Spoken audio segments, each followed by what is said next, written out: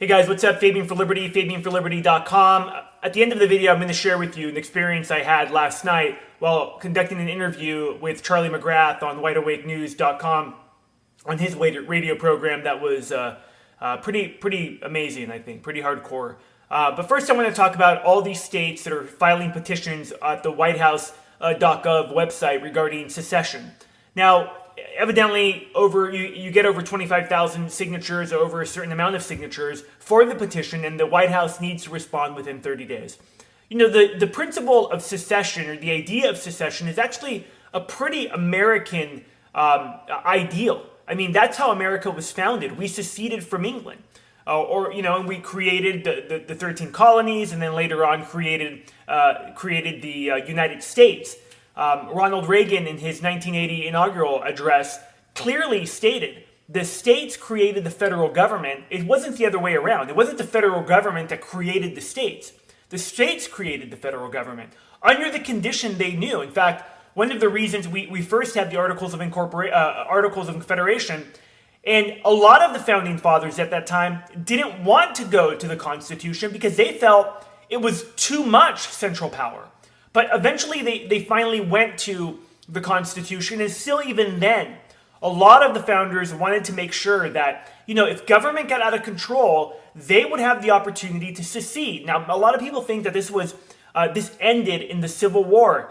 I really don't think that it really has. I mean, I'm going to read to you the beginning of the Declaration of Independence, because I think it's important to just read what they had to, what Jefferson, Adams and Franklin, who helped kind of edit the Declaration, but originally written by Thomas Jefferson, how he wrote it. When in the course of human events it becomes necessary for one people to dissolve the political bands which have connected them with another, and to assume among the powers of the earth a separate and equal station to which the laws of nature and of nature's God entitles them.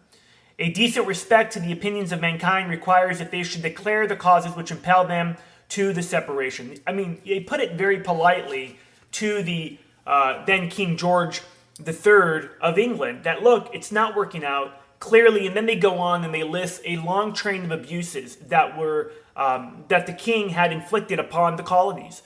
Today we could look at it and we could say the same exact thing. Also, when you look at the idea of secession as well, think about, for example, in the late 80s when the Russian Soviet Union, when it collapsed, and you had all these countries secede away from Russia. American people cheerleaded that. Rightfully so. I mean, these countries were getting out of the stranglehold of a tyrannical dictatorship that had centrally planned everything from what clothes you were going to wear, to what car you were going to drive, to what type of occupation you could try to have. And of course, the list went on and on and on. So we celebrated that. We knew that was liberty and freedom. Real liberty and freedom isn't some central authority that's dictating to everyone exactly where you should go, what happens, what kind of health insurance you should have. So that's my thoughts on the idea of secession. Now, I want to also talk about what these states that are talking about seceding. I mean, take a state like Florida, for example. Florida gets a lot of money from the federal government. I mean, a lot of money from the federal government. And, if we seceded, would we have enough oil reserves for energy? Would we have enough coal-fired plants or nuclear plants for energy? We have a lot of shipping ports that are very important for trade and commerce, so I think we'd be good there. What about gold reserves for your state? I mean, does your state have any gold reserves, or your local banks? How are your local banks?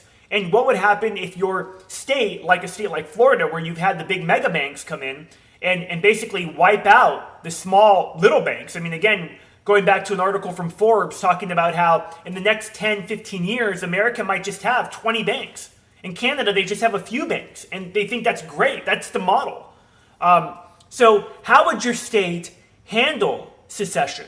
I mean, think about the big population centers that are dependent on food stamps, dependent on entitlements. If those were cut off by the federal government, what would happen in your state with respect to civil unrest? These are all things that I think people need to think about. And the last thing I would say is that when I think about the notion of secession, and I brought up the Soviet Union, I wanted to just read to you again because I think this is important. And I mentioned this yesterday on Charlie McGrath's program. This is the summary of the Communist Manifesto, the 10 planks to the Communist Manifesto, and realize how eerie it is and how close we already are with these principles replacing the Constitution. Now, communism is simply a tool that's used by the globalists to basically get their state-sponsored capitalism, where they basically have no competition, they run everything, the banking sector is a perfect example. In the last 10 years, the big banks have gotten over 10 to 15% bigger. The smaller banks, the smaller competitions, can't keep up with the regulations. They can't keep up with FINRA. They can't keep up with all the new capital requirements that these small banks have never had and can't have. Can't abide by many of these regulations. But here's the Communist Manifesto. Number one, abolition of private property. We see that with the zoning laws that they've implemented, some of them more draconian than others.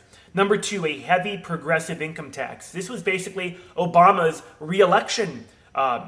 This is what he was re-elected upon, a heavy progressive income tax.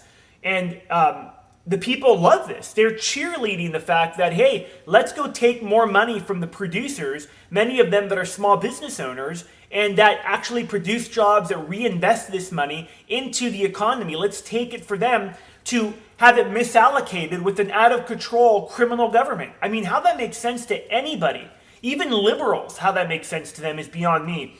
Number three, the abolition of all rights of inheritance. I mean, here again, the inheritance tax or the death tax will be going back up to 50%. Imagine that. You work hard your whole life, you die, and you want to leave your fortune or what little money you may have to the government, and above a certain amount, the government will take 50%. I mean, it's absolutely criminal.